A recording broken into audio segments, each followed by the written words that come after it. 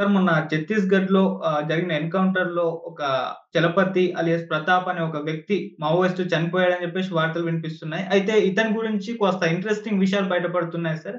ఇతను చంద్రబాబు నాయుడు గారి పైన అలిపిరిలో దాడి చేసిన వ్యక్తుల్లో ఇతనే ప్రధాన వ్యక్తి. ఇతనే వ్యూహం పన్నాడు అని చెప్పేసి కూడా వార్తలు వినిపిస్తున్నాయి. అసలు ఎవరు ఈ ప్రతాప్ అలియాస్ చలపతి అని చెప్పేసి సెర్చ్ కూడా చేస్తున్నారు సార్. మరి దీని గురించి అతని గురించి ఏం చెప్తారు సార్? ఏఓబీ నుంచి వెళ్ళాడాయన. ఏఓబీ నుంచి కేంద్ర కమిటీలోకి వెళ్ళినటువంటి వ్యక్తి ఈ ప్రతాప్ రెడ్డి, రామచంద్రారెడ్డి.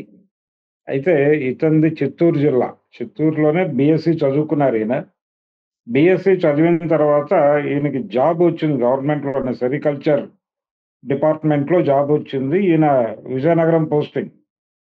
విజయనగరం జిల్లాలో ఆయన ఉద్యోగంలో చేరిన తర్వాత ఈయనకి బుక్ రీడింగ్ హ్యాబిట్ విపరీతంగా ఉండేది. పుస్తకాలు విపరీతంగా చదివేవాడు. అలాగే ఈయనకి ప్రధానంగా అప్పటికి ఈయన కొంత నాస్తికత్వం వైపు ఉండేవాడు. దేవుడు లేడు, జ్ఞానమే శక్తి, అజ్ఞానమే దేవుడు అనేటువంటి ఒక నమ్మకంలో ఉండేవాడు ఈయన. ఈ నమ్మకంలో ఉంటూ అదే మాట్లాడుతూ ఉండేవాడు. మాట్లాడుతూ ఈయన విజయనగరం వచ్చిన తర్వాత విజయనగరంలో పుస్తకాలు ఎక్కడ అమ్ముతారు, చదివే పుస్తకాలు ఎక్కడ అమ్ముతారు, పర్టికులర్‌గా అంటే లీజర్ లిటరేచర్ చదవటం అనేది మానేసి చాలా కాలం అయింది ఇతను. లీజర్ లిటరేచర్ కాదు, కొంత సీరియస్ లిటరేచర్ ఎక్కడ దొరుకుతుంది అని వెతుకుతూ ఉండగా అప్పన్న దొర అనే అక్కడ పౌర హక్కుల సంఘం ఆయన ఒక ఆయన ఉండేవాడు. ఆయన బుక్కు అంటే పుస్తకాలు అమ్మటం ద్వారానే ఆయన జీవనం సాగించేవాడు. పుస్తకాలు అమ్మటం కూడా ఉద్యమంలో భాగంగానే చేసేవాడాయన. ఇలా విజయనగరంలో ఒక షాప్ అని కాదు, అనేక సెంటర్‌లలో ఆయన పుస్తకాలు పెట్టి అమ్ముకుంటూ ఉండేవాడు ఈ అప్పన్న దొర. ఆయన ఎక్కడ పెట్టినా గాని ఇతను వెళ్ళేవాడు ఈ ప్రతాప్. ఇదంతా 87 ఆ ప్రాంతాల నాటి వ్యవహారం. వెళ్ళి అక్కడ బుక్స్ కొనుక్కునే సమయంలో ఈ అప్పన్న దొర గారి ప్రోగ్రామ్ ఏంటంటే తన దగ్గర పుస్తకాలు కొనే వాళ్ళతో చర్చించేవాడు. ఎందుకు ఈ పుస్తకం కొంటున్నారు మీరు అని అడిగేవాడు. వాళ్ళు చెప్పేవాళ్ళు. ఆ ఇంటరాక్షన్‌లో భాగంగా వాళ్ళు మూవ్‌మెంట్‌తో వాళ్ళ అటాచ్‌మెంట్ ఏమిటి? లేకపోతే ప్రపంచం గురించి వాళ్ళు ఏం ఆలోచిస్తున్నారు? ఇవన్నీ కూడా ఈయనకు అర్థమయ్యేవి. ఇలా ఈ ప్రతాప్‌ని లోకల్‌గా ఉన్నటువంటి అప్పటి పీపుల్స్ వార్ పార్టీ బాధ్యతలు చూస్తున్నటువంటి వాళ్ళకి పరిచయం అలా జరిగింది. అలా జరిగిన తర్వాత అప్పటికి ఆయన నాస్తికత్వంలో ఉన్నాడు. నాస్తికత్వంలో ఉండి దేవుడు లేడు, ఇది గనక మనం సీరియస్‌గా ప్రజలని మూఢనమ్మకాల్లో నుంచి బయటకు తీసుకొచ్చేస్తే ప్రపంచం దానంతట అదే సెట్ అవుతుంది అనేటువంటి ఒక నమ్మకంలో ఉన్న ప్రతాప్‌ని నెమ్మదిగా ఈ సాహిత్యం, ఈ దేశంలో సంపద లేకపోవడం అనేది, సంపద కొంతమంది చేతుల్లోనే ఉంది.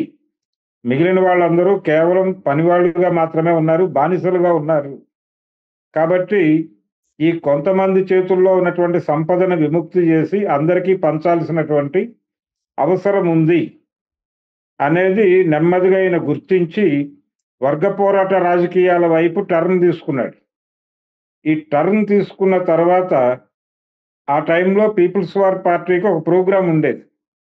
గో టు విలేజ్ క్యాంపెయిన్ అని ఒకటి ఉండేది. ప్రతి సమ్మర్‌లోనూ విద్యార్థులు పల్లెలకి వెళ్ళేవాళ్ళు. పట్టణాల్లో ఉన్నటువంటి విద్యార్థులు పల్లెలకి వెళ్ళి, పల్లె ప్రజలకు రాజకీయాలు చెబుతూ, అక్కడ దళిత వాడల్లో ఉంటూ, దళిత వాడల్లో స్థితిగతులు తెలుసుకుంటూ, అక్కడే భోజనాలు చేసి, అది ఆ భోజనాలు కూడా ఒక బేసిన్ తీసుకుని ఇల్లిల్లు తిరిగి అన్నం, కూరలు పోగు చేసుకొని ఒక చోట కూర్చొని తినేవాళ్ళు.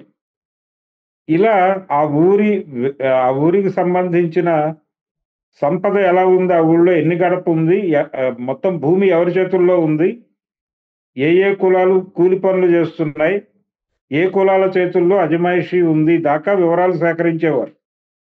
అయితే ఈ వెళ్ళే దళాలకు పార్టీ చాలా క్లియర్‌గా చెప్పేది, మీరు ఎట్టి పరిస్థితుల్లోనూ అగ్రకులాల ఇళ్లల్లోనూ భోజనాలు చేయొద్దు.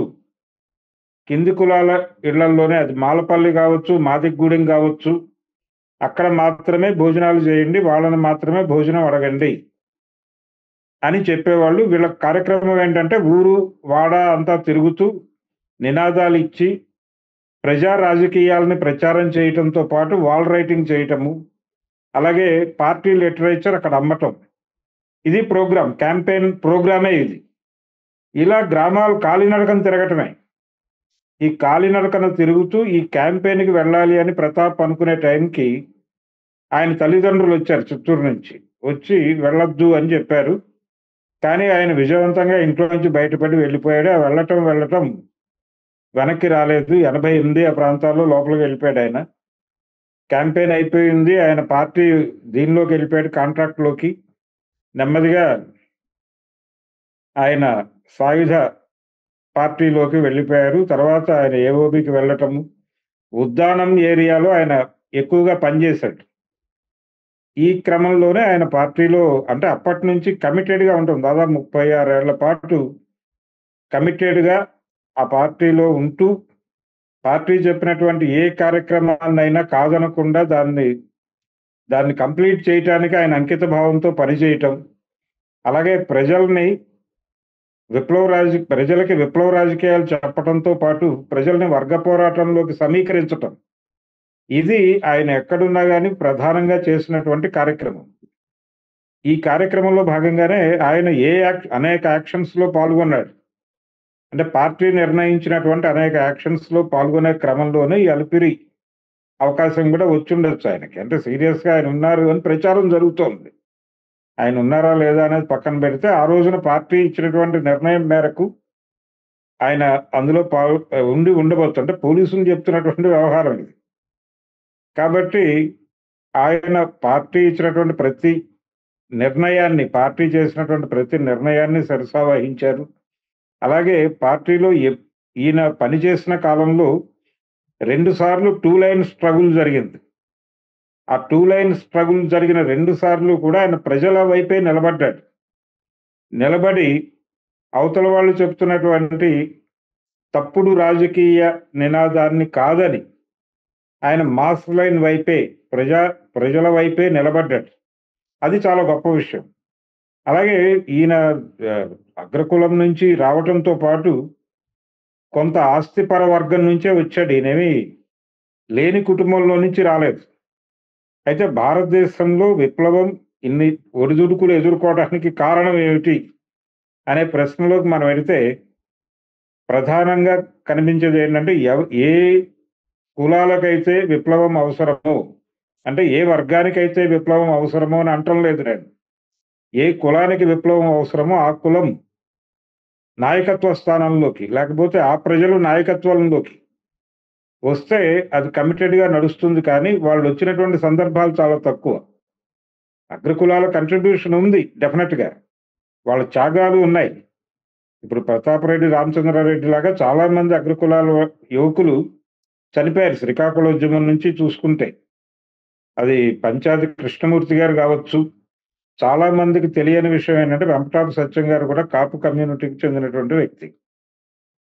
అయినప్పటికీ వీళ్ళందరూ ప్రజల కోసం ప్రాణాలు అర్పించినటువంటి వీరులే. కానీ ఇక్కడ నాయకత్వం వహించవలసినటువంటి కులాలు, నాయకత్వం వహించాల్సినటువంటి తెగలు, వీళ్ళు నాయకత్వ స్థానాల్లోకి రావటం అనేది చాలా చెదురుమదురుగా జరుగుతోంది. కొంత మావోయిస్టు పార్టీలో ఆ ట్రెండ్ కనిపిస్తోంది.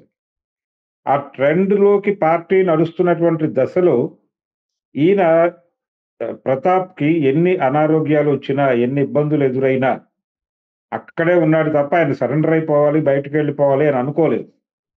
ఆయన చివరి దశలో ఆయన నడక కూడా ఇబ్బందిగా మారుతున్నటువంటి ఒక కండిషన్‌లో ఉన్నప్పుడు కూడా ఆయన అక్కడే ఉన్నాడు. బయటకొచ్చేయాలి, వైద్యం చేయించుకోవాలి, లేకపోతే ఇక్కడ ఉండిపోవటం ఏమిటి అని అనుకోలేదు. ఆయన కమిట్మెంట్ అది. అలా ఉండిపోయాడు. ఆయన అలిపిరి ఇన్సిడెంట్‌లో ఇన్ కేస్ ఉండుంటే అది చంద్రబాబు నాయుడు గారిని టార్గెట్ చేస్తూ చేసింది. చంద్రబాబు నాయుడు గారిని పార్టీ ఎందుకు టార్గెట్ చేసింది అంటే, ఆ రోజున ప్రజా ఉద్యమాలని అణిచివేయటం కోసం. ఇప్పుడు ఈ ఎన్‌కౌంటర్ ఎలాగైతే వరల్డ్ బ్యాంక్ ప్రోగ్రామ్‌లో భాగంగా జరిగింది ఎన్‌కౌంటర్.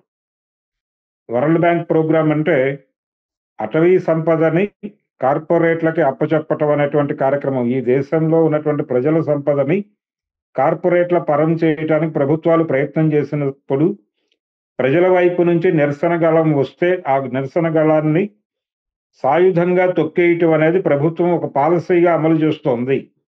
అందులో భాగంగానే ఈ ఎన్‌కౌంటర్ జరిగింది. అలాగే అమిత్ షా చాలా ఓపెన్‌గా ఒక స్టేట్మెంట్ ఇచ్చాడు. నక్సల్ ముక్త్ భారత్ మా మా నినాదం. అందుకోసం ఇది ఏరివేత అన్నాడాయన. ఇంతకుముందున్న ప్రభుత్వాలు ఒక మాట చెప్పేవి. ఆత్మరక్షణ కోసం చంపేశామని చెప్పేవాళ్ళు. ఇప్పుడు అది కూడా లేదు. ముసుగు తీసేశారు. ముసుగు తీసేసి ఏరేస్తున్నాం అని చెప్తున్నారు. ఈ ఏరివేత అనే కార్యక్రమం 90లో వరల్డ్ బ్యాంక్ మన రాజకీయాల్లోకి వచ్చిన తర్వాత మొదలైంది. మొదలయ్యి కోవర్ట్ ఆపరేషన్లు అనే పేరుతో చంద్రబాబు నాయుడు గారు ఉమ్మడి రాష్ట్ర ముఖ్యమంత్రిగా ఉండగా జరిపినటువంటి హత్యాకాండకు నిరసనగా ఈ అలిపిరి ఇన్సిడెంట్ జరిగింది. అది ఈ అలిపిరి నేపథ్యం. అయితే అక్కడ జరిగినటువంటి ఒక పొరపాటు వలన ఆయన బతికిపోయారు. ఆయన వెంకటేశ్వర స్వామి దయ అని చెప్పి మాట్లాడుతూ ఉంటాడు ఆయన.